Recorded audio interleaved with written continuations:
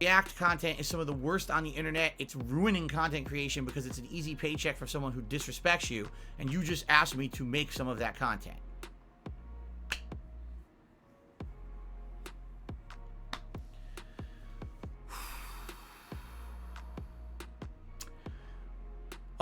Rod Bias the third did a super chat. So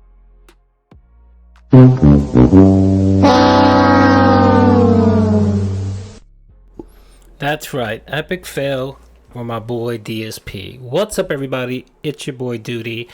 Back again with another video. Today, I wanted to do a video that I've been wanting to do for a while, and just I guess I couldn't muster up the energy or the time or just cared enough to actually do it. But I was thinking about it yesterday, especially with all the drama going on with our boy DSP and his whole fake tipping scam and his 1 minute man scam that he's portraying. I figured, let me. That's probably going to be the talk for a couple weeks or whatever. So I figured I'd do something a little different. So I was like, maybe I'll do that video that I've thought about doing for a while.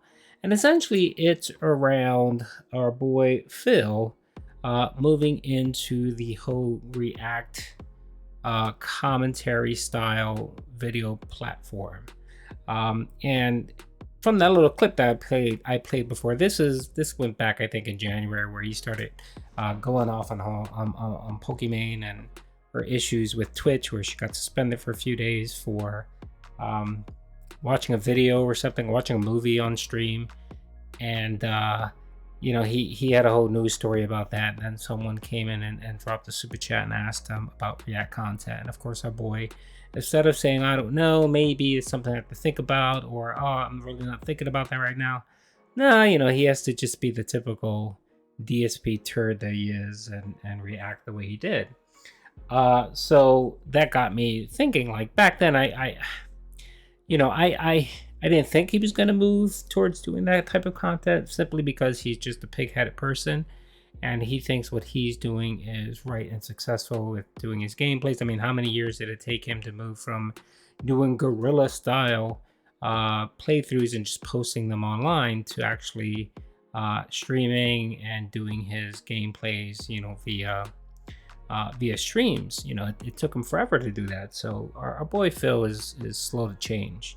But I think after Elden Ring wrapped up, I think he got really nervous and worried that he wasn't going to have any content or any gaming content to have for his streams. Although there's tons of stuff out there, he just refuses to migrate to PC gaming, which there are thousands of awesome games he can play and tons of content.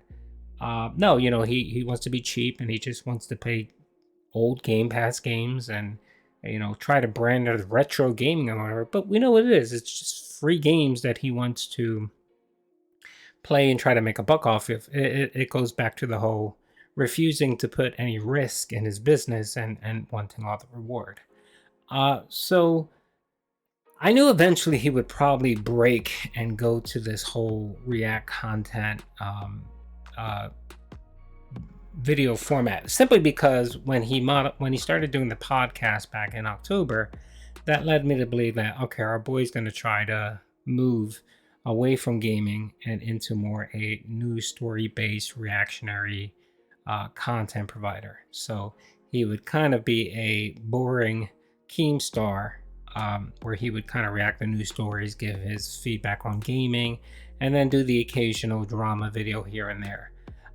I thought he was going to do that. I didn't think he was going to do it right away. I thought he was just going to kind of gradually build himself to that. As we can see, his podcast is now out. It's over an hour and a half, where he's just rambling about nonsense. And I mean, most of the podcast is him talking about his money and tips and gifted memberships and all that stuff. But I think after Elden Ring and he saw a decrease in his revenue, he decided, okay, I'm going to need to sell out, because that's what he is. He's a sellout, and do more of this kind of reactionary commentary type of style. And of course, he's prefaced it with, oh, it's only going to be once in a while. It's only going to be on special occasions. I'm not going to do any drama stuff. I'm going to, if I can't provide any significant feedback or commentary on the actual video, I'm not going to do it. And for the most part, it's kind of been that way. I mean, you can say the Wings video was a bit drama based, but he, of course, he made it all about himself, and I'm assuming that's kind of what he's going to do. But I think what's going to end up happening is that's going to wane in support, and he's going to push more into more of that drama based commentary and stuff, just to keep up his support. With DSP, he states something over and over again, but essentially, the pig-headedness wears down, and he can't say no to that sweet money. So he gives in. So, he went from January from basically stating that he believed that reactionary content was the lowest form of content creation on YouTube, and it hurts people and it hurts real content creators, to now making it a perk for members to actually join for members. So and now he's kind of doing it off the cuff. Like right now, he's gonna today, I think he's going to be doing the Sony PlayStation review of the podcast or whatever, where he's going to stream in and then provide the commentary over the show. I mean, you can just see him gradually doing it over and over again, especially now where, it's kind of the dry season for games. And I can see that happen until probably the next Call of Duty that comes out in October. So it's going to be a very slow summer for our boy DSP. And I think he realized that, and he knows that his constant Begmageddons, that I like to call it, where he puts out the whale call for his viewers, that that's only going to last but so long. It's only going to last but so long. So he's going to have to do something to really modify his content and actually add something interesting to his portfolio. And of course, we all know that he's hardboard gaming, and I think he's starting to realize that as well. And as he gets older, he is going to lose kind of that dexterity of motion in his hands. He's not going to be as good. Our boy has a fragile ego, and he doesn't like anyone criticizing his gameplay whatsoever. So as he gets older and games get harder, it's just going to be, it's not going to be good. It's not going to turn out well. So I really think he's going to be moving to more of that content, that reactionary content based style. And also I think more he'll lean to the whole commentary things, where he'll do news stories and stuff, and try to make ends meet that way. So the other thing that the other point here is, what I wanted to talk about too, is how he's been, if you notice lately, I mean, every time he does his podcast or his news story where he talks about reactionary videos and doing documentary, he always talks about his boy Frank Luntz. So Frederick Luntz, I mean, that's apparently his new boy now. Frederick Luntz. Let's see, Frederick Luntz. I'm actually on PickPickGo, and you see tons of information here, tons of where he talks about Frederick Luntz. And as we know, he's mentioned over and over again that he's had conversations with Frederick and gotten permission to use his content to do reactionary videos. And then he's kind of branched out a little bit, because I think his last one that he did from Frank wasn't really that interesting. Didn't bring in the money that he expected. So he started talking about, well, he wants to delve into the supernatural stuff, aliens, conspiracy theories, or whatever. And that he's reached out to several other content creators to see if he can use their content and do reactionary videos. And it got me thinking, like, okay, all right, I see our boy DSP is trying to branch out, and I guess he realized, okay, you have to make some friends or have some allies. to kind of survive on YouTube. Like, I know myself, when I first started making content, I can think of several folks that were really helpful. Lumix, Wings 007,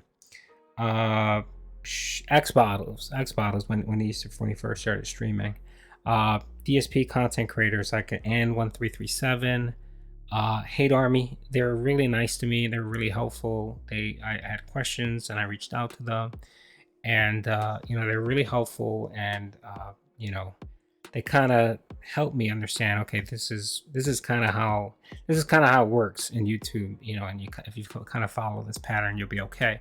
And I'm really thankful for all of them. They're really helpful folks and really help me out, and they help me with both my channels, this one and my Call of Duty channel. So you have to make friends. You have to have some people on your back, and basically, Shinko also Floor, he's a great new content creator. He's awesome. So him too, he's really helpful, and he helps me. I always have some questions kind of on the background aspect of YouTube, and he's been very helpful there. So you have to have allies, and I think our boy DSP, he's the loner. He does it all by himself. This is his business. He's the one that created a successful YouTube business. He's the one that everybody knows how the song goes. So he doesn't like to he doesn't like to make any friends unless it benefits him in some way. And it got me thinking, because I know this weekend he's going to be doing the reactionary video, the John Rambo reactionary video. And one of the main things in that video, that audio video, which I believe I do have, that I posted it on my channel. Let's see here. Let me look real quick. All right, I think it's over here. Give me 1 second. I should have had this lined up before I started this video, so my apologies on that, but it's somewhere around here. Where are you? John Rambo.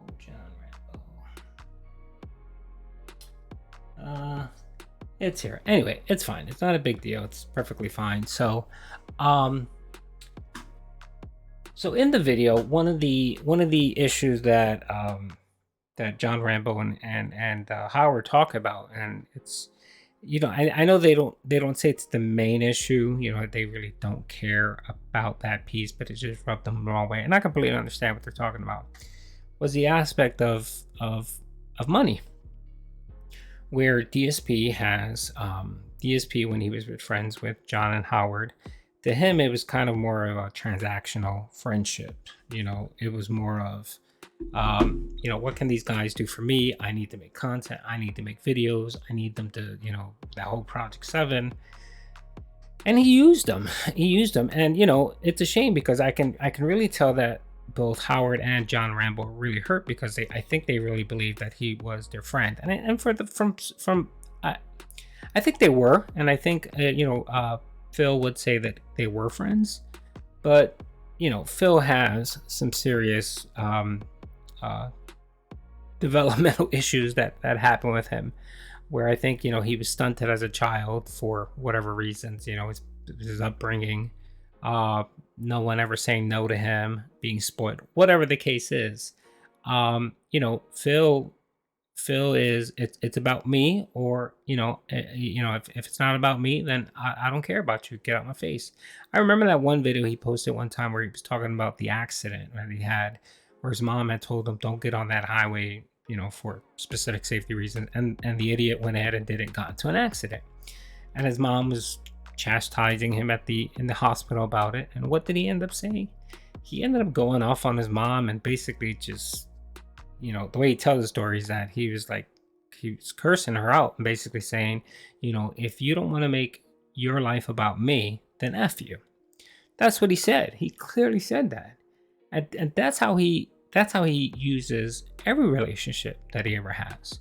So I can completely understand why John and Howard felt that way about him, about the way he treated the relationship, the way how he neglected it. He didn't care. And to him, it was like, if you can't do something for me, then I really don't care. I really don't care. I'm moving on. Um, and to him, it was like, I guess he had the impression that my friendship is so valuable that you'll put up with my nonsense and deal with it and suck it up. And I'm sorry, that's more of an abusive relationship that you have with someone, where you kind of say, I'm gonna treat you like crap, and you're gonna suck it up, and you're gonna say thank you and give me more. And big ups on Howard and John for eventually just saying, you know what, no, that friendships don't work this way. We're tired of it. We're tired of you. We're tired of you being a terrible friend, and then they also get into the whole money aspect piece of their work and stuff, and how Phil never paid them. That whole Project 7 thing, they never got anything from it. And and they specifically say, hey, look, that stuff really didn't matter to me. I don't really care about it. I moved on from that. But you know what? It does bother people. It does bother people. It would bother me if I was putting in time and effort for someone, and I either wasn't publicly acknowledged, or not publicly, but I was acknowledged and given something for it, monetarily, unless the agreement was, I'm doing this for free. If there was no agreement, then okay. But and that just bothered them. And he's a user. He's one of those people that kind of use other people for gains. Mentally probably doesn't understand it or acknowledge that that's not appropriate, but just keep doing it because that's the only way he's had friendships in the past. But that wears on people. That eventually wears on people, and people just finally say, you know what, this relationship is more. I'm putting way more into it than I'm getting out of it. Okay. So I can definitely see where John and Howard felt that way, and that's why they put that video out there, kind of airing out their laundry and kind of putting an end to that friendship with DSP and with Phil and Howard and John. Now, the reason why I bring all that up is that you see a consistent pattern with Phil throughout his life, and him being on stream for 14 years, and him being very open and pretty much exposing his whole life to for the internet to see. He kind of runs into that pattern where he does that over and over again. And I see him now trying to make new friends or associates or acquaintances or whatever, because they have something he needs. And yeah, I do think that if you take content from someone and you do a reaction or commentary, and you transform that that work, that's not illegal. That's that's good with the whole DMCA and copyright law. That's transformative work. Person can do that, and I think Phil can do that as well. But I think he doesn't want to run afoul with YouTube and actually get a strike. So he's going and trying to make friends with these guys and trying to get access or permission to use their content.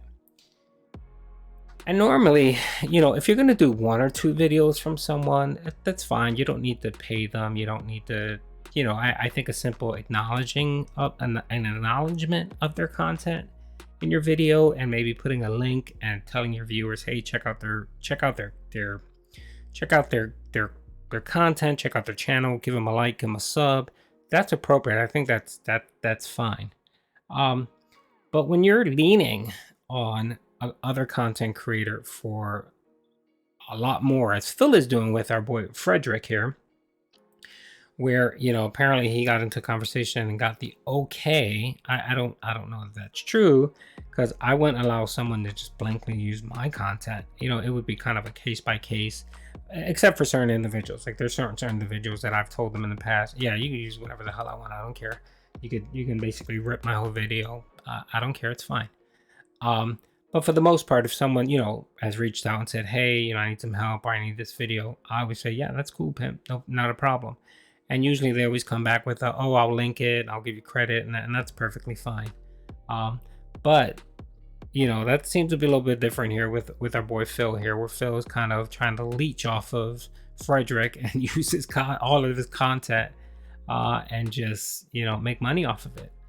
And the last time Boyd he did a video with the reaction, he didn't link it out there on his channel. Like he basically said, oh, this is Frederick Luntz's content, blah blah blah.